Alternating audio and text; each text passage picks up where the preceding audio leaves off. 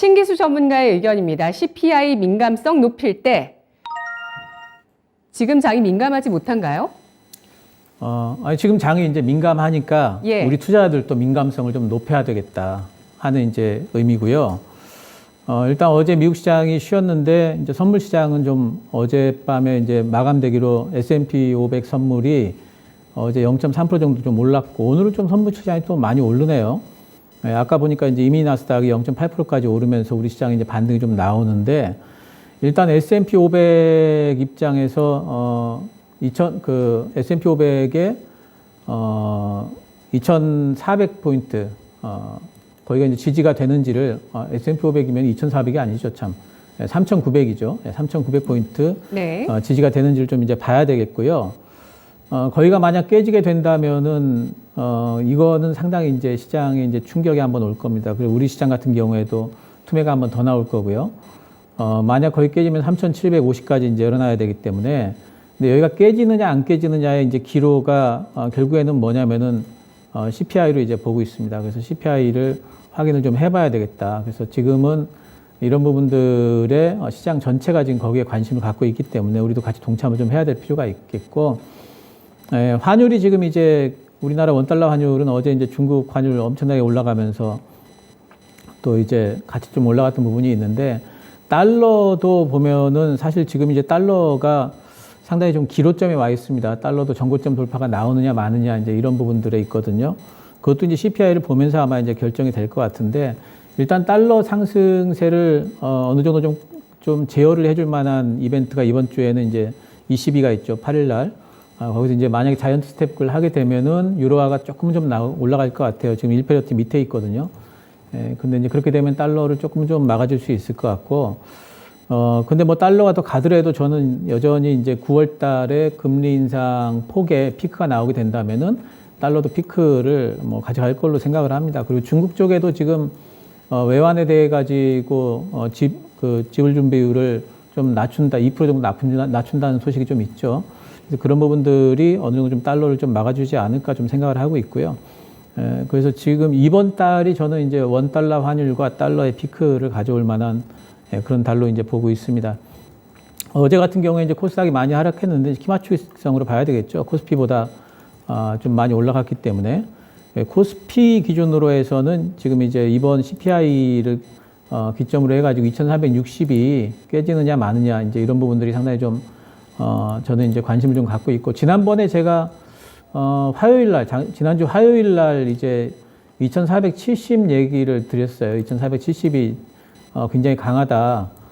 그렇게 이제 말씀을 강한 녀석들에서 드렸는데, 그 다음날 2,470을 바로 뚫고 올라갔는데, 결국에는 못 뚫죠. 이제 매물대 이렇게 한 번에 못 뚫습니다.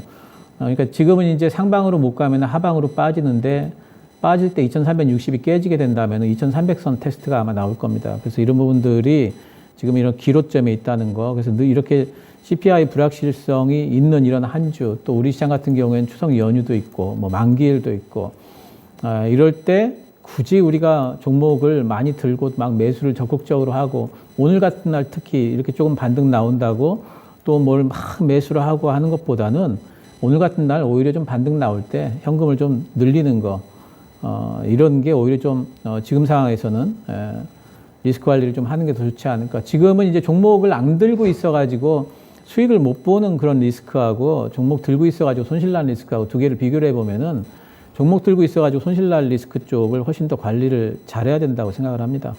그리고 이제 시장이 CPI 발표 이후에 방향을 잡으면은 빠지면 빠지는 대로 또 올라가면 올라가는 대로 매수가 가능할 걸로 보고 있는데, 그때 이제 올라갈 때 되면 이제 2차 전지 쪽은 여전히 제가 그 시장 주도주가 될 걸로 보고 있고요. 외국인들이 또 산다면 2차 전지 쪽을 또 사지 않을까 이렇게 생각을 하고 있습니다. 바이오 쪽은 어제 이제 많이 이제 학회 모멘텀 관련주들이, 특히 이제 유럽 종양학 관련주들이 많이 흔들렸는데, 다 루머입니다. 루머. 나온 것들 다 찌라시 돌고 이래가지고, 그러니까 이 바이오 쪽 투자를 하시려면은 그 종목에 대해서 공부를 많이 하셔야 되겠죠. 탄탄한 종목인지를 잘 보셔야 되겠고, 그래서 그런 부분, 어쨌든 임상 모멘텀, 학회 모멘텀 계속해가지고 작동을 지금 하고 있고요. 반도체 쪽도 이제 뭐 바닥은 잡는 듯한 느낌이 있고, SK 하이닉스 쪽으로는 외국인들 매수가 계속 들어오더라고요. 그래서 외국인들도 반도체 쪽을 저가 매수를 하는구나 이런 생각을 좀 하고 있고요. 5G는 한 번 더 갈 수 있다고 봅니다. 미국 투자, 일본 투자 좀 본격화되고 있고. 저는 이제 네옴시티 관련해 가지고는 이제 건설, 원전, 풍력 쪽을 주로 보고 있어요. 그래서 태양광이 아니고 왜 풍력이냐고 그러면 태양광은 종목이 사실 풍력보다 탄탄한 종목들이 조금 개수가 적은 것 같아요. 풍력 쪽이 조금 더 탄탄한 종목들이 많은 것 같아요. 그래서 이렇게 잡았고요. 게임, 미디어, 엔터 이쪽에는 신작하고 신공 모멘텀 이런 것들 보면서 하반기 때 여전히 또 반등이 나올 걸로 보고 있고 또 메타버스, 자율주행, 로봇 이쪽을 뭐 이제 제가 신산업혁명이다 이렇게 말씀드렸는데 앞으로 이제 새로운 시대를 생각을 해보면은 제가 이제 그런 말씀 이제 재밌게 좀 드린 적이 있는데 사무실에 출근을 안 하고요. 자동차 타고 자동차가 나 어디 좋은 외곽으로 돌아다니면서 그리고 나는 메타버스로 직원들 만나가지고 동료들 만나서 일하고 실제 어떤 작업 결과물 내는 거는 사무실에 있는 로봇이 해주고 뭐 그런 시대가 올 거다 말씀을 드렸는데 그게 아마 저는 네. 꿈이 아닐 거라고 생각을 합니다. 그래서 그런 부분들 중기적으로도 뭐 괜찮은 모멘텀이다 보고 있습니다. 네, 신기수